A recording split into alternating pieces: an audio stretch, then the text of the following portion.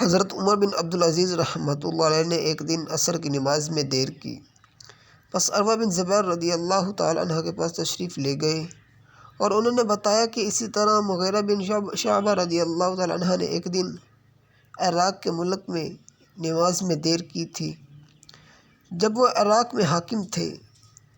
پس ابو مسعود انصاری عقبہ بن عمر ان کی خدمت میں گئے اور فرمایا، مغیرہ رضی اللہ تعالیٰ عنہ، آخر یہ کیا بات ہے؟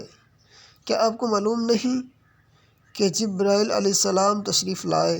تو انہوں نے نماز پڑھی اور رسول کریم صلی اللہ علیہ وآلہ وسلم نے بھی نماز پڑھی۔